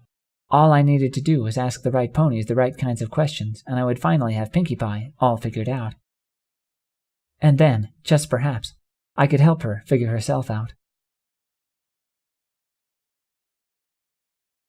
Almost a month later, in front of Sugar Cube Corner, Pinkie Pie was raising Scootaloo's front hooves victoriously in hers. She did a little dance and smiled wide. Woohoo, look who's all better. She winked at the little filly. It takes more than a crazy long-range magical Pegasus launcher to drain the spirit from you, huh, Scootzilla? Scootaloo blushed. She stepped back from Pinkie Pie and dug a bashful hoof into the ground. Seriously, Pinkie, I'm fine. And I'm sick to death of every pony constantly celebrating me and patting me on the back like I'm some sort of national hero. So I crossed the wrong paths with Dr. Hoof's thingamajig. Big deal. That's something I won't be doing again anytime soon. Milky White will certainly see to that. Milky White sounds like she could use a tall, cold bottle of sarsaparilla down her gullet. Oh, you hear that? Scootaloo gestured a hoof beside her ear. Sounds like Sweetie Belle singing. I should go do stuff. Crusader stuff. Over there. Not here with you. Okie dokie, Loki. Pinkie Pie innocently waved the galloping filly onwards. Go forth and smite talents in Cutie Mark's holy name. She turned and looked at me with a smile. This one time, I talked about the Cutie Mark Crusaders in front of a bunch of zebras on a pilgrimage to the east. Bad idea. She began giggling, then stopped to blink fixedly at me. Oh, hi there. I'm Pinkie Pie. Who are you? And why do I feel like I should suddenly avoid the topic of cheese? Well, I guess there's hope yet, I said with a smile. Huh? Pinkie Pie. I strummed my lyre from where I stood against a tree a few feet away. Several in-depth conversations with her close friends had prepared me for this, as well as many nights spent poetically combining heartfelt words with the knowledge that I had accumulated about her family and place of foaling. Have you ever had a beautiful melody stuck in your head, but you don't know where it came from or what it's supposed to mean, only that you have a natural urge to hum it, regardless? Ugh, that's the worst tagline I've ever heard.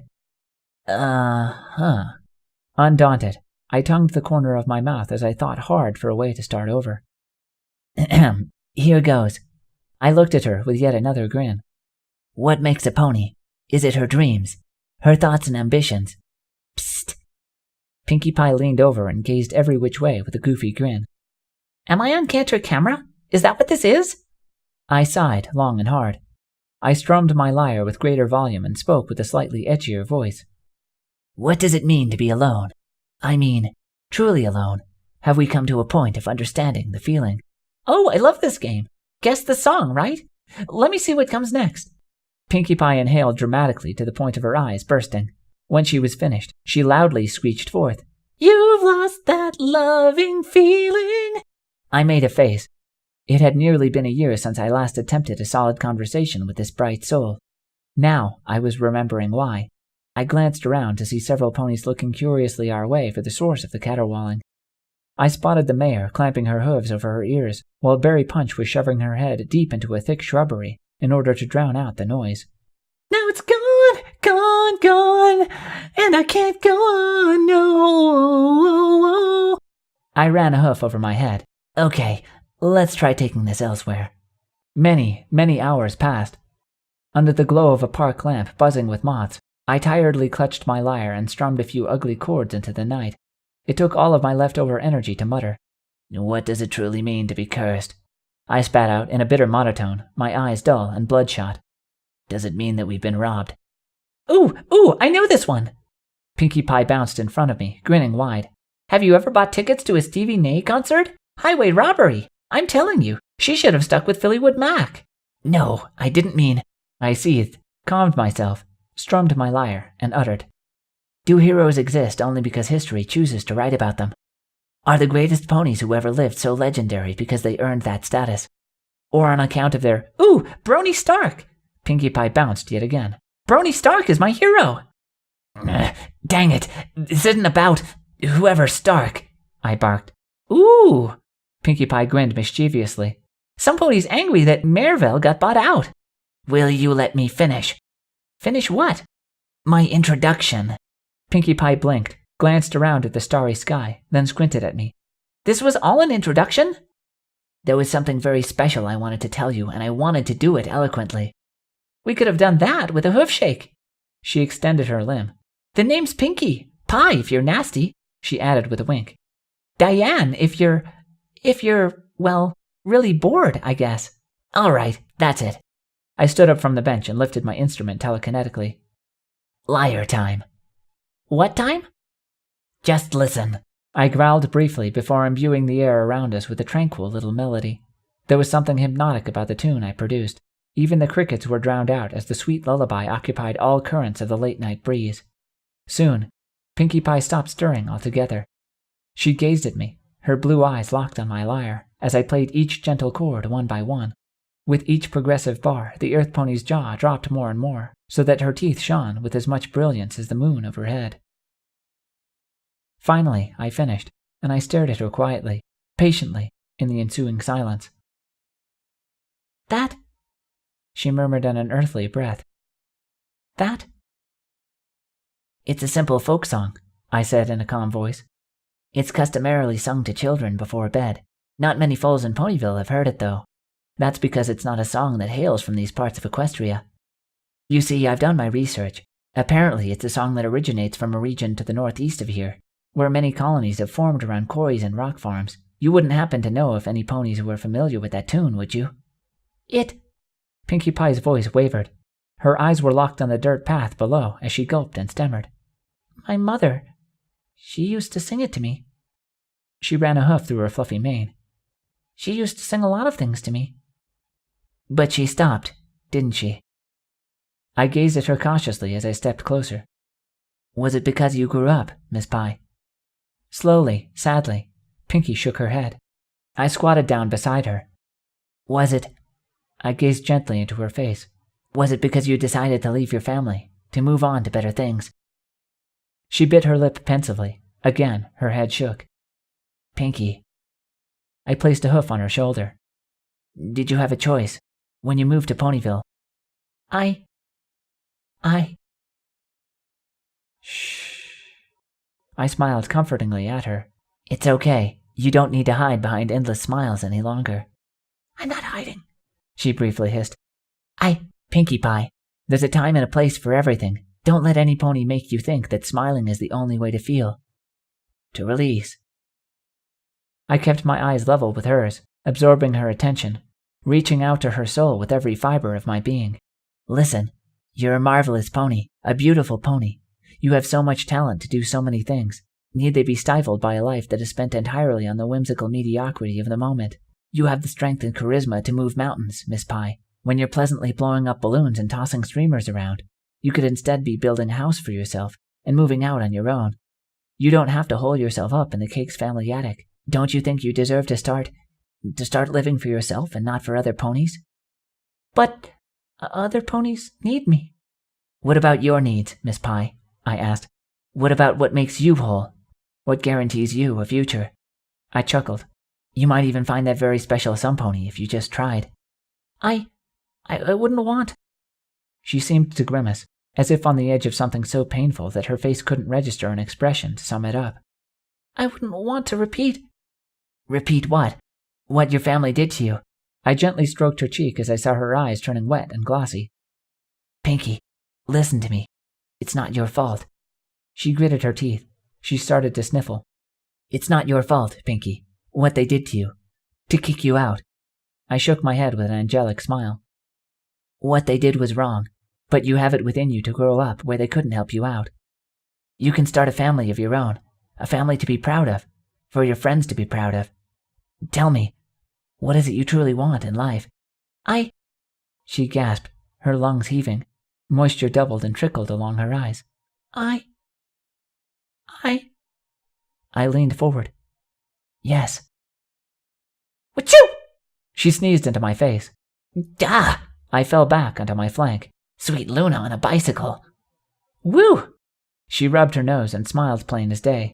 I want hay fever to end. What about you? Blah.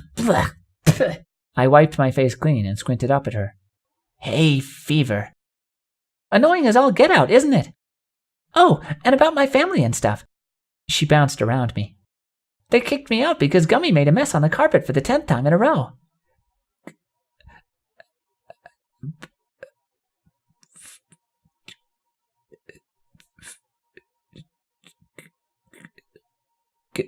Gummy. Wow, if I knew any better, I'd imagine you could fill that last breath of yours with a lot of ellipses. Your family kicked you out because of a baby alligator defecating on your rug. At least I think that's what they're called. The last time Twilight tried giving me a lesson in grammar, her thesaurus caught on fire. I'm still not sure how it happened. I think Spike saw Rarity passing through the window and, well, At least my math is good. Ha! Ha ha! You mean that all of this, all of your being here, all of... I gnashed my teeth and jumped up. No, that doesn't explain anything. It doesn't. No, it does not. I snarled in her face. It doesn't explain why you're always happy. It doesn't explain why you never think of the past or the future. It doesn't explain why you're perfectly okay with forgetting who I am and then treating me as if I'm not cursed. It doesn't explain... Whoa there! Pinkie Pie frowned and waved the two of her forelimbs strongly. Whoa, whoa, whoa, whoa, whoa! Whoa, hold on to your horses! I stared at her, shivering in anger. She looked back at me, glancing through the corner of her eyes, and smiled sweatily. What were we talking about again? Could we talk about chocolate fudge instead? I've always wanted to talk about chocolate fudge in the middle of the night under a lone street lamp. There always seemed to be something deliciously naughty about it. Hey, where are you going? Home, because at least I had the decency to build one. I snarled over my shoulder as I stumbled away. Some ponies like to rise above themselves, you know. Come on, we can still have a pleasant introduction, she said in a sing-songy voice. It's not like you're a perfect stranger trying to motivate me into taking a huge step into a philosophical change of character by simply sharing a single melody. Come back! She plopped down on her haunches. Some ponies. Can't live with them. Can't live without. Oh, looky, moths! All aboard! Last call for Philadelphia! Train to Philadelphia, last call! I took a deep, shuddering breath. Weeks later, I leaned against the bench of Ponyville's train depot as I watched the dismal sight of a train chugging away towards the horizon. The soreness in the back of my throat was excruciating. Every thought was committed towards treasuring the last few words Moondancer had to say to me. Even still, every part of me ached as I hardened those memories, for I soon realized that the memories were all that I would have left to cherish her with. I clenched my eyes shut and ran two hooves over my face. I could still see her expression, her violet eyes, her devil-may-care grin. My ears twitched, for I could still hear her voice. Only it wasn't hers. It was, Woo! Why do trains have to be such steampunks? I winced, gulping. I opened my misty eyes and looked to my side. Huh? Get it? Pinkie Pie smiled at me. She had an empty tray balanced on her back. 'Cause they're big meanie punks with all the steam they blow out of their stacks. She snorted back a giggle and pointed towards the horizon. Train humor. I guess only the locals get it. I don't know why, but I laughed. It was both painful and pleasant all at once. I needed a reason to exhale, other than a sob. It's okay, I get it. At least, I think I get it.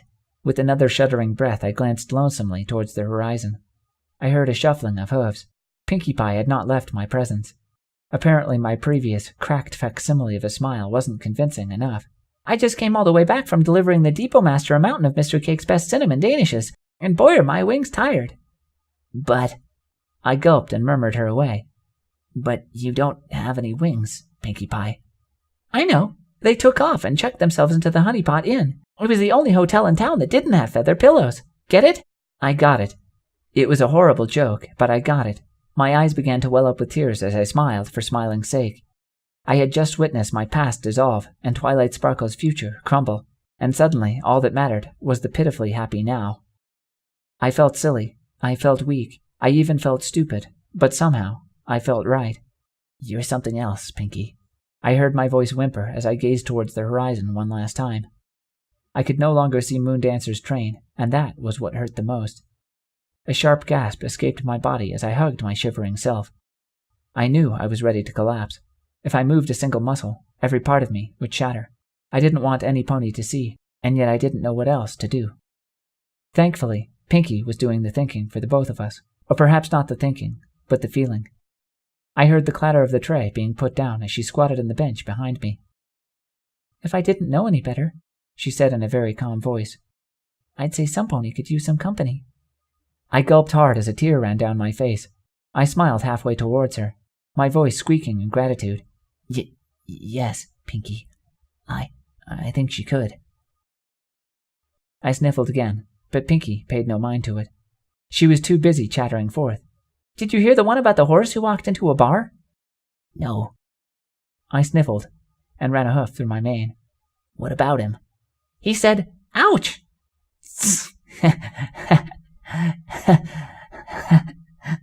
I managed, my breath coming out in sharp palpitations, fixed through a painful but very warm smile. Well, that was dumb of him. Uh-huh. You hear about the philosopher who tried to cross the road? No. Why did she try to cross the road? To figure out why she tried to cross the road. That's awful. Isn't it, though? Mm-hmm. I leaned back, delighted by the warmth of her presence. Got any more? Sure.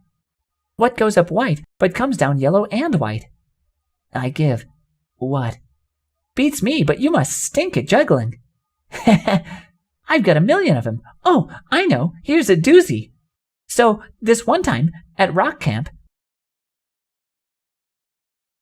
and that's when I got Octavia and the rest of the musicians to help me with the song and dance number, Pinkie Pie proudly exclaimed. Another month, another afternoon, another giggling breath brought us here to the center of Ponyville. I'm telling you, I mopped the floor of that gala with all my dance moves. Yeah. Ha! Too bad Fluttershy had to herd the stampede of garden animals into the ballroom and turn the party on its head. Say, that reminds me, does a rabies shot really hurt? Twilight's been lecturing me about it ever since we got back a few weeks ago. Perhaps it would be in your best interest, friend Pinkie.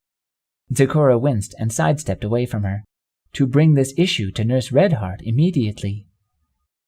Why? Does she need a shot too? I should tell her about Berry Punch, because that mare is always talking about taking shots. Say, that reminds me, Zecora. If zebras come from a desert land, why are they always talking in rhyme?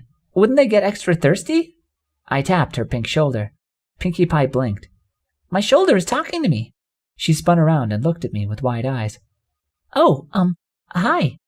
Her face scrunched up adorably in thought. Something, cheese is bad, right? You're just the mare I'm looking for, I said with a smile.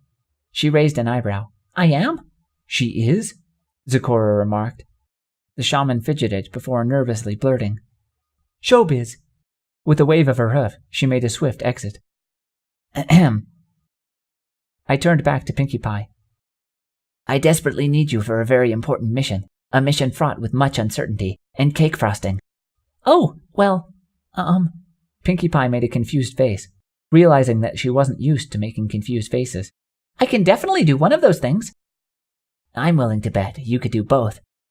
I tugged her along as I marched the two of us toward Sugar Cube Corner. Let's make haste. Okay, but... She hobbled awkwardly after me. What's the occasion? Where are we going? What are we doing? Who are you? Happy to see you. Isn't that enough? Okie dokie, Loki. She put on her best smile and stumbled to keep up with my skipping hooves. Hey, wait for me. There's something about the smell, texture, and taste of marble cake frosting that brings out the little singing bird caged inside of me. What about you? Sure, though, Pinkie Pie fumbled to juggle the many ingredients I was tossing across the kitchen towards her. Whoa, but... What? You've never heard of Mara Angelou? Oh, her. Pfft, like, who hasn't? She paused in a precarious lean, squinting. Wait, did you just make that name up? If I did, would you pat me on the back? I'm afraid my hoofs are too full of batter and flour to do things like that. Well, so be it. I slapped a large pan down onto the counter. 'Cause it's time for us to bake the ever-living snot out of some cake. I grinned psychotically at her. The world was alive and I was at the center of it all.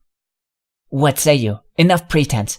Let it all hang out like your brother-in-law on Heart's-warming Eve. Let's kick some sprinkles and chew some gumdrops and not plan the funeral until the whole sad world has somehow forgotten to enjoy the taste of both of them. Well, hey, that sounds like fun. I think. Don't think. Just bake. Celestia, it's good to be alive. Don't you think? But I thought I wasn't supposed to think. She gazed up at me, panting from the weight of all the ingredients she was balancing. We're just baking, remember? Miss Pie, to bake is to live, and to weep is to laugh, and to dance is to bake. I dare you somewhere in that abomination of a sentence to find an infinitive worth splitting. Oh, really? I wouldn't dare. That's the spirit. Now hoof me that damnable baking soda already. Sure thing, but if I may ask... She squinted at me sideways. Why are you in such a good mood? Ha! I cackled as I began the infernal process of making the greatest cake in the history of Equestria. You of all fillies would ask me that. I winked sideways at her. Ebb and flow, Miss Pie. Ebb and flow. I'm a little rusty when it comes to my rivers. Not all of us can afford to be cheerful all of the time, I explained. For some of us, it comes in little bursts, because of specific occasions. Only then do we understand what it means to be the embodiment of a spirit or the skeletal structure of a felicitous dream. All this time, I've tried to understand you. I realize that I can never pretend to be you. I can only be myself, as happy as I'll ever be. Because that's what's worth being when the chance presents itself, and it definitely is presenting itself today. Tell me, Miss Pie, have you ever heard of a Mr. Alabaster Comethoof? Who? I rest my case. I slapped a white container down. And the flower therein. I'm so happy today, Miss Pie, because I've recently done a lot of reading, and in so doing, I learned something. Oh yeah? Like? I learned that there are only 10. 10 what? 10 elegies, I said in a warm breath as I rummaged through the baking tools she was setting down. It may seem like nothing, but it's a road home, and a beautiful road at that. I don't get it. If all you need is a road to get home, why not just dig your way? Some things are only possible when they're graceful. I glanced aside at her with a teeth-glinting grin. Care to dance with me? Whoa, whoa, whoa, whoa! Yeesh! Watch it! Pinkie Pie winced and squeaked, dancing left and right of me as I levitated a huge, wobbling cake down the center of Ponyville. Careful! Oh geez, I just know you're gonna drop it! After the 4 solid hours we spent hammering this masterpiece of vanilla and mint into the world of the living. I grinned back at her in mid-trot. The glowing, floating cake teetered in mid-air between us. Miss Pie, I'm surprised you've remembered me this long. I'll remember you forever if you let this go to waste, she whimpered as she tilted herself from side to side, eager to catch the thing at a moment's sneeze. It cost you 30 bits for Mr. and Mrs. Cake to let us bake this thing. I don't want to ruin it. Ruin what? We're having fun, aren't we? I gestured towards the horizon. Go along. Ackies! She dove dramatically forward, only to have to catch nothing. I was still levitating the cake with me. You scare too easily. That's 'cause you get freaky too easily. Pinkie Pie briefly frowned. What's your deal? Cake is serious business. You think I'm lying? Not at all, but the game mustn't go on for long. After all, we've reached our destination. Huh? Pinkie Pie glanced at the door to the apartment we had just stumbled upon. We're delivering the cake here? Yeah, is that a problem? Well, no. I just think this pony has enough sweets as it is. Truth be told, Sugar Cube Corner's always had a teeny tiny friendly rivalry going on with her. Well, consider this a step forward in diplomacy. Here. I set the huge weight of the cake on her backside. Oh! Her legs wobbled as she struggled to balance the thing. She cast me an incredulous look. Me? You want me to give it to her? Absolutely, I said with a pleasant smile. The thing about this gift is that it only stays a gift if I remain anonymous. Anonymous? Pinkie Pie sweated and strained. You mean like what they say about William Flankspear? Not exactly, Pinkie. Let me just ring the doorbell. After I did so, I gasped. Oh, shoot, I almost forgot. What? What? She panicked, shuddering beneath the cake's enormous girth. I pulled a tiny velvet bag out from my hoodie's pouch and hung it by a golden string to the edge of the cake pan. That makes it all complete. I knew there had to be a cherry on top. Oh, hush, I said. There was a shadow at the door, and I gasped. Ooh, here she comes. Try to look happy and cute. I can do. Indubitably. I darted off behind the thick row of bushes. I gazed through the afternoon sunlight, watching as the door opened and a cream-colored earth pony marched out. Pinkie Pie? Oh, hi there, Bonbon. Pinkie wheezed. I'd sing a happy surprise afternoon fun cake song, but... well... Oh, you poor thing.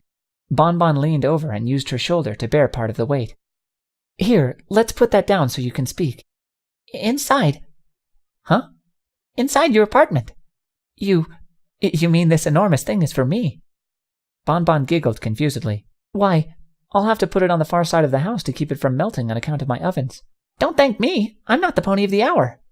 Oh, then who's responsible for this? Pinkie helped place the cake down inside the atrium of her house. Woo! Anonymous. Bonbon raised an eyebrow. Anonymous? Yeah, creepy, huh? Sounds like a bunch of lurkers to me. Did this anonymous pony give a reason for why I'm bestowed with such a baked delight? I don't know, but he or she did leave a pouch. A pouch? Bonbon turned and glanced down at the pan of the dessert item. Oh my, isn't this interesting? Is it a bag you recognize? I should say so. It's a Stalliongrad tradition. Most ponies where I hail from give each other gifts in little velvet pouches like this. Wow, Bonbon, I had no idea you were from Stalliongrad. Well, I would think as much. she murmured as she lifted the tiny velvet purse in her hooves and pulled loose the gold string. It's not something I tell many ponies. As a matter of fact, it's taken me several years for me to adopt a new accent since moving to Ponyville. Her voice trailed off as her breath left her. Pinkie Pie squinted. I don't get it. Is something wrong? No, hardly. These... She covered her mouth with a hoof, then reached into the bag to grasp a cluster of shiny, glittering spheres. These are street marbles. Every filly where I was foaled plays with these at a young age. They're fashioned out of the same rock that forms the walls of our city. And... Her nostrils flared as a squeaking cry left her throat. Dear Celestia, it even smells like it. Like what? Bonbon's face tightened into a bittersweet sob. Like home. She sniffled and bit her lip as a fragile smile graced her features. Oh, Pinkie Pie, how long it's been since I've heard the sweet anthems of that majestic city, since I've listened to my family singing along. Gee, I always heard bad stories about Stalliongrad and thought it wasn't exactly a happy place. That's the thing about happiness, Bonbon stuttered as a tear rolled down her cheek. It springs from nothingness. It squeezes out of the barren, most unlikely of places, and there's so much warmth to be had, even at my age, after all the years that have gone by. She escaped a sob only by chuckling. Looking up at Pinkie Pie, she smiled with glittering, moist eyes. Please, I must know who this pony is, or who could have pierced so many walls to have blessed me so. Pinkie Pie squirmed where she stood. I wish I could, but... No, it's okay. Bonbon choked and smiled once more. I understand. It's a sweet gift. Such a sweet gift. It's like they knew. Somehow, they knew exactly what I needed. She shuddered long and hard, then all but tackled Pinkie Pie with a warm embrace. But I still gotta hug some pony. Eek! Pinkie Pie gasped upon the receiving end of the hug. She ultimately giggled and hugged her back. Well, I'm happy you're so happy because some pony was happy to make you happy and not unhappy. We're precious things in a precious world, Pinkie, Bonbon said in a wavering voice. Her tongue twisted slightly, so that her words came out with momentary, foreign inflections. She covered it up with a clearing of her throat, and a gentle smile as she leaned back from her fluffy-maned friend. I hope you never forget that, because I know I won't. She giggled and wiped her cheek dry. And I know I'll be absolutely loving this cake, so don't think that you didn't have a hoof in all of this. I thank you, Pinkie. I thank you from the bottom of my heart. Hey, Pinkie Pie waved back as she trotted out of the house. No problem. Good luck, playing candies and baking marbles. I mean... I know what you mean, Pinkie. Bonbon smiled. She nuzzled the velvet pouch and trotted into her house with a lasting grin. More often than you think, ponies understand you and are grateful for you. The door shut quietly, and Pinkie Pie was left standing in her yard with a blank expression. Huh! She turned around and slowly trotted out onto the sidewalk. Now if I could only understand me as well. The question of a century, no doubt. She heard a few strumming notes from my lyre and looked over. Oh, you're still here. Is that half as surprising as the fact you still remember me? I replied with a wink. I don't get it.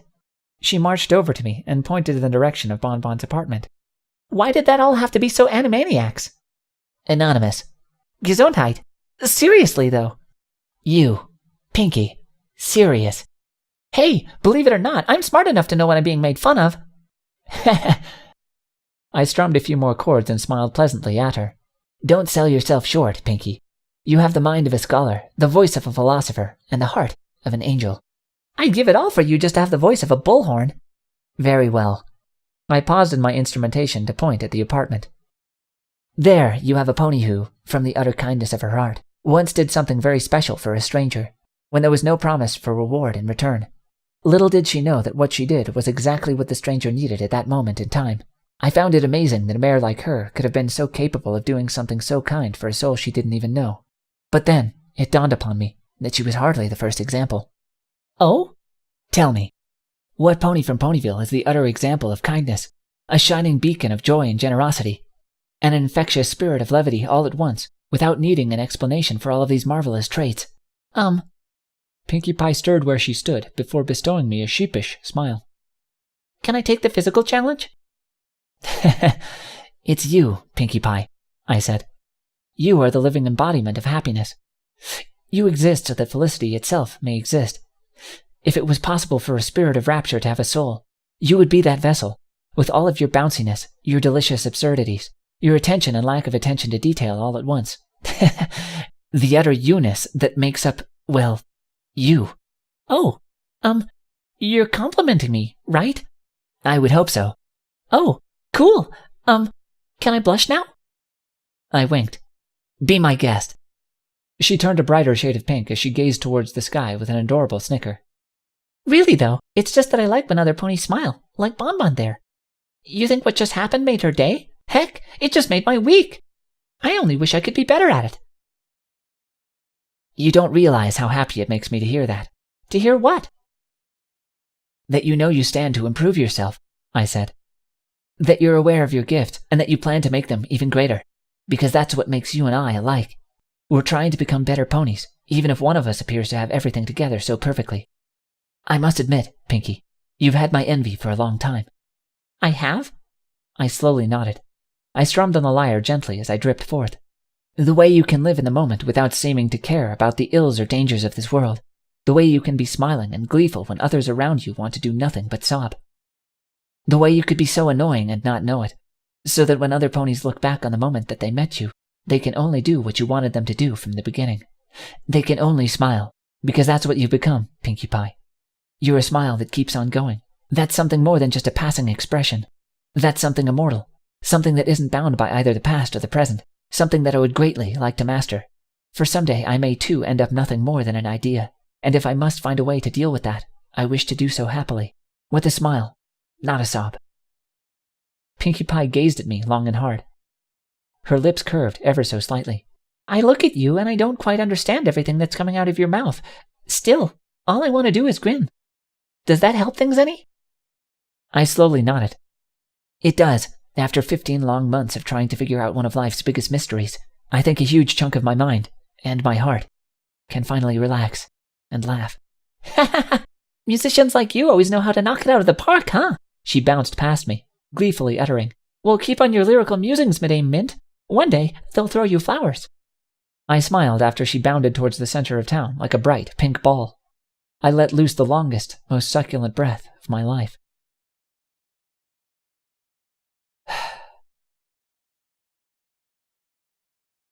I don't get it.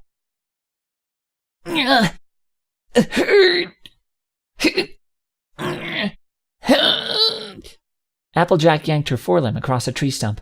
What? Rainbow Dash was flung onto a patch of grass in Ponyville Park. Reckon we take a break from hoof wrestling now, Sugar Cube? Applejack leaned back with a sigh. My elbow's starting to itch just a tad. Nuh-uh. Rainbow Dash kipped up and glared across the stump from Applejack. I'm not quitting that easily. Please, R.D. Applejack groaned. The dag-blamed gala's over and done with. There ain't no more tickets to fight over. Can we just move on from this here dark chapter of our lives? Bite your tongue. We're doing this to the end. Rainbow slipped her forelimb once more atop the stump while smirking. Best out of 1,337. Ugh. Applejack gripped her limb with hers. Fine. Before the two could start again, Pinkie Pie suddenly bounced up. Hey, what you guys doing? Spelling it out? Rainbow Dash growled. I was about to wipe this farm filly's smug face full of freckles all across the... Nothing much. Applejack smiled up at Pinkie. What's on your mind, Sugar Cube? I was wondering, AJ. I just mapped out this nifty plot of land south of Carousel Boutique. You think you could teach me how to build a house? That's nice, Pinkie. But right now I'm in the middle of teaching R.D. a lesson she won't... Applejack's green eyes bulged. She adjusted the brim of her hat and squinted up at Pinkie Pie. Mind repeating yourself? You want to build a house? Rainbow Dash asked with a no less bizarre expression. Yapperoni. What for, darling? Well... Pinkie Pie took a deep, deep breath. The following speech came out like a Gatling gun. It suddenly occurred to me in the middle of giving Gummy a sponge bath that the only reason I'm in Ponyville is because my parents kicked me out of the farmhouse in a fit of anger. And ever since then I've been gleefully eking the fruits of my existence by making every pony around me smile. And if I don't suck it up and act like an adult real soon, I'll discover too late what it means to be a sad sack of lonely background pony with nothing better to do than sit around and philosophize. A bent haystack fell out of Applejack's gaping mouth. Rainbow Dash was also brandishing a blank expression.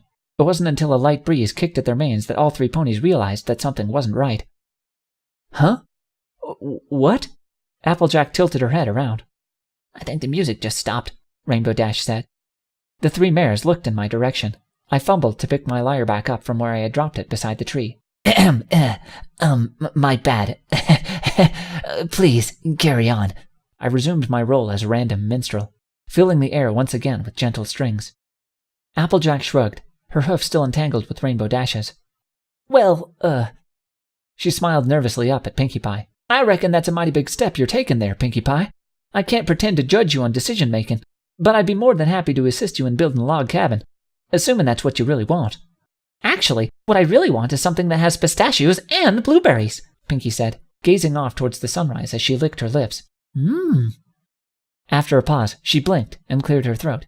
And a log cabin. That too. I think it's about time I lived on my own. Well, shucks. When did you want to start planning? Anytime you were willing to lend a hoof, AJ. Fine by me. Just 1 second. Applejack's face tensed as she slapped her hoof across the tree stump. Wah! Rainbow Dash was flung once more into the grass. Now I'm ready. Applejack stood up with a grunt. First, we've got to fetch us some cutting tools. Okie dokie, Loki. Pinkie Pie gladly led the way with a bounce, while a smiling Applejack trotted along. Hey, no fair! Rainbow Dash grunted and scampered after them. You're not getting away that easy, AJ. Best out of 1,339. Why don't you just stuff it already? Stuff you! We're ending this once and for all. I gazed after them, playing a few prolonged notes on my lyre. My eyes fell on Pinkie's bouncing form, and I shook my head in amusement. So typical. She's atypical. I took a deep breath.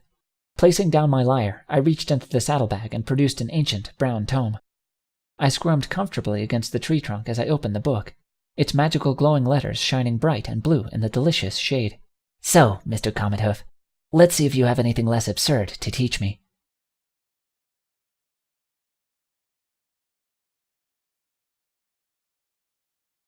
Come to think of it, pistachios and blueberries would be really nice right now. Allergies be damned. Hungrily yours, Lyra Heartstrings.